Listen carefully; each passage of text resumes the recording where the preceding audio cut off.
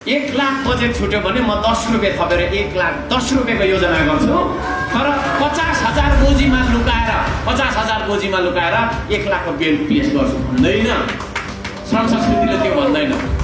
म यहाँ सबैजनालाई भन्न चाहन्छु मिडिया मार्फत, यसपालि आउने तपाईको स्थानीय चुनावमा श्रम संस्कृतिको चुनाव चिन्ह अञ्जुलीको माटो बोकेको उम्मेदवारलाई जिताइदिनुहोस्। जति बजेट छुट्छ त्यो बजेटको 5 गुणा 10 गुणा थोरैमा पनि 5 गुणा धेरै विकास गर्ने ग्यारेन्टी म लिन्छु। हाम्रो तपाईको उम्मेदवारले चुनाव जितेर भ्रष्टाचार गर्यो भने त्यसलाई चौबाटोमा लिएर मोसो दलेर जुत्ताको माला लगाउने जिम्मा पनि म लिन्छु। हाम्रो पार्टीकै तपाईको चाहिँ श्रमदाताहरूले त्यो गर्नुहुनेछ। यति निष्ठा भएको मान्छे, यति जोस जाँगर र देशभक्ति भएको मान्छेहरूलाई तपाईहरुले जिताइदिनु। काठमाडौँ महानगरपालिकाबाट पनि म अनुरोध गर्न चाहन्छु है, नेवार नजागी काठमाडौँ जाग्दैन, काठमाडौँ नजागी देश जाग्दैन है। यो यथार्थ हो। त्यसले गर्दाखेरि यो श्रम जहाँ हामीले पूर्वबाट गरिरहेछौँ, पश्चिमतिर गरिरहेका छौँ, यो श्रम प्रतिको अब जे पूर्वमा हामीले गर्यौँ त्यही त यहाँ गर्न सकिँदैन। किनभने कहाँनिर गर्ने अब ठाउँै छैन, घरै घर छ जहाँ पनि जे पनि होइन। त्यसले गर्दाखेरि हामीले पूर्वमा जस्तो श्रमदान गर्छौँ त्यस्तो यहाँ गर्न सक्दैनौँ होला।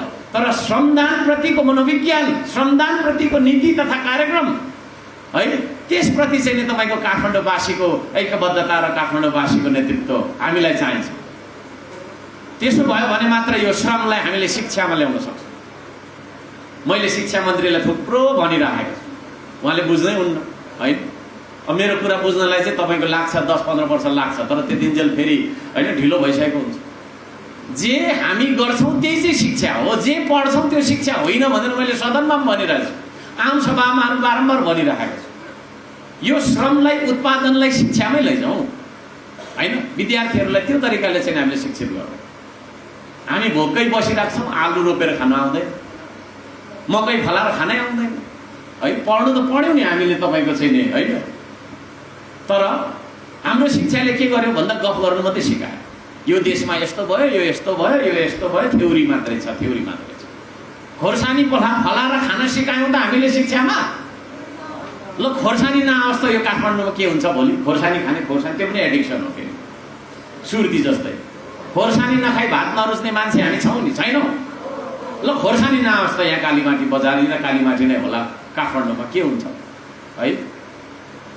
के खाइएन जस्तो, यति भात खाइसकेर पनि खाँदै नखाएको जस्तो हुन्छ। त्यो खोर्सानी फलाएर तपाईँको चाहिँ खाने शिक्षा दिउँ न हामीले। त्यो खालको चाहिँ श्रमलाई शिक्षामा यदि जोड्ने हो भने त्यसको नेतृत्व पनि तपाईँको काठमाडौँवासी नेवार समुदायले गर्नुपर्छ। हामी श्रम संस्कृतिको सिद्धान्तमा प्रकृति, संस्कृति र प्रविधिको होइन अन्तर सम्बन्ध नै जीवन हो भन्छौँ। श्रमलाई सर्वोपरि विकासको टुल मान्छौँ, औजार मान्छौँ। संस्कृतिको कुरा आउँछ यहाँ। कति राम्रो अघि भर्खर मैले बत्ती बाले पूजाहरू गर्न सिकाउनु है, यो भन्ने कुरा अहिले भर्खर बनेको हो होइन नि होइन। यो मान्यता, यो कल्चर, यहाँ उहाँहरूले लगाइराख्नु भएको पोसाक 6 महिना अगाडि यस्तो गरौँ है भनेर भने हो त होइन नि। हजारौँ वर्ष, लाखौँ वर्ष पहिलादेखि हाम्रो पुर्खाले जे कुरा जोगाएर आउनुभयो, जे कुरा सिकाएर आउनुभयो, त्यही हो हाम्रो संस्कृति है। हामीले अहिले भर्खर तपाईँको बनाएको 3 महिना लगाएर बनाएको कुरा भनेको चाहिँ त्यति महत्त्वपूर्ण हुँदैन।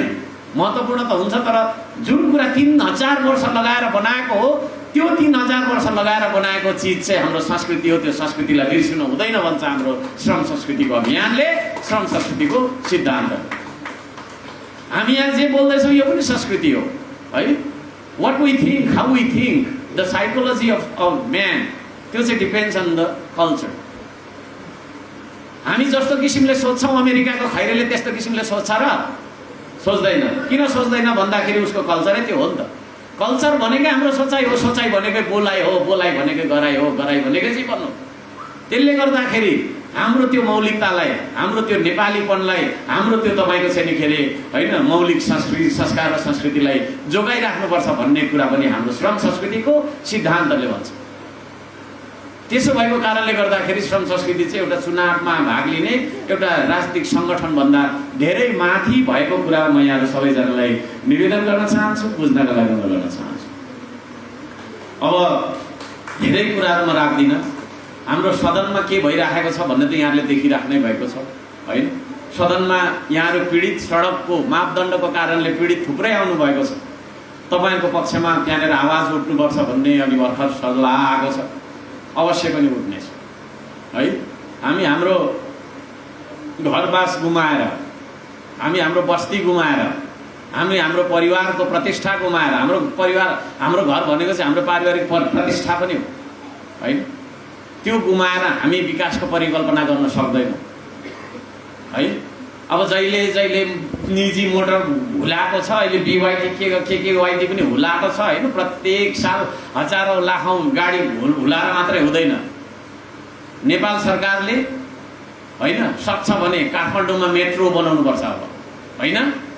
निजी गाडी, तपाईँले पनि निजी गाडी, मैले पनि निजी गाडी, यहाँ भएको सबैजनाले कार किनेर कुदाउने बाटो, त्यो त जहिले पनि तपाईँको के हो त भन्दाखेरि पुग्दैन।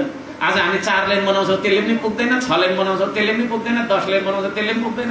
त्यो भन्दा बरु राम्रो चाहिँ तपाईँको सक्छ भने सरकारले मेट्रो बनाउनुपर्छ यहाँ, रेल होइन। अरू सहरतिरबाट पनि सिक्ने हो, खालि एआईमा भुल्ने गफ गर्ने मात्रै होइन। त्यसो गऱ्यो भनेदेखि चाहिँ तपाईँको चाहिँ अब दिल्लीमा हेऱ्यो, अरू देशतिर हेर्दाखेरि तपाईँको धेरै जसो मान्छे, 1000-2000 जना मान्छे, 5000 जना मान्छे, 10,000 जना मान्छे मेट्रोमा सवार भइराखेको हुन्छ। तर त्यो 5000 जना मान्छेले निजी कार किन्यो भने बाटो कत्रो बनाउनुपर्छ? प्रत्येक साल प्रत्येक दिनमा तपाईँको गाडी थपिएको छ। यता आएर तिर बजाउँदा त्यो प्रहरीले पनि हैरान हो कि न भन्नु न। अनि बाटो ठुलो बनायो, अब बाटो सानो भयो भनेर माथि रिङ रोड बनाएको, त्यो बाटो पनि साँघुरो भइसक्यो फेरि। त्यसले गर्दाखेरि मेट्रो बनाउनतर्फ नेपाल सरकारले सोच्नुपर्छ। त्यो चाहिँ दीर्घकालीन तपाईँको चाहिँ समस्या हो र यो घर जग्गालाई चाहिँ मिचेर भत्काएर होइन पीडित बनाएर अगाडि बढ्नुपर्छ भन्ने खालको मनसाय सरकारले राख्नु हुँदैन। म यहाँ सबैजनालाई यो चाहिँ के अरे निवेदन गर्न चाहन्छु। र आज नयाँ संवाददाताहरू जो आउनुहुन्छ यहाँहरू सबैजनालाई म हार्दिक स्वागत गर्न चाहन्छु। तपाईँहरू सबैजनासँग भेटेर बोल्न पाउँदा, तपाईँहरूसँग थोरै भए पनि समय व्यतीत गर्न पाउँदाखेरि अत्यन्त खुसी छु। र यहाँहरू सबैजना हामी सबै मिलेर है, म पत्रकार साथीहरूलाई पनि एउटा सुझाव के दिन चाहन्छु भने तपाईँको पत्रकारिताले ध्वंस निम्त्याउनु हुँदैन, विवाद निम्त्याउनु हुँदैन। तपाईँको पत्रकारिताले जहिले पनि सृजना गर्नुपर्छ, एकतामा जोड्नुपर्छ। त्यो खालको तपाईँको चाहिँ पत्रकारिता यहाँले गर्नुपर्छ। दुधको दुध पानीको पानी छुट्याउनुपर्छ। म त यो पार्टीको मान्छे, म त यो मान्छेको समर्थक, यस्तो चाहिँ मेरो विरोधी हो, यसको बारेमा चाहिँ गलत अफवाह फैलाइदिनुपर्छ भन्ने हिसाबले तपाईँहरूले पनि कहिले पनि तपाईँको चाहिँ मिडिया चलाउनु हुने छैन भन्ने विश्वास मैले लिएको छु। यहाँहरू सबैजनाको जोडबलले गर्दाखेरि होइन मात्रै यो देशमा शान्ति सुव्यवस्था र विकास हुने हो, सुशासन हुने हो भन्ने कुरामा हामी सबै विश्वस्त बन्नु जरुरी छ। र यति सुन्दर कार्यक्रम आयोजना गर्नुहुने सम्पूर्ण यहाँका विशेष गरी मैजु दबु संस्था जुन छ, यो नारीहरूको संस्था भन्ने मैले जुन बुझेको छु, यहाँहरूलाई यहाँको पदाधिकारी, सल्लाहकार, सदस्य सबैजनालाई हृदयदेखि धन्यवाद दिँदै र यो कार्यक्रमलाई भव्य बनाउनका लागि तपाईँहरूको समय खर्चेर आउनुहुने सम्पूर्णलाई हृदयदेखि धन्यवाद दिँदै मेरो भनाइ यही राख्छु। नमस्कार।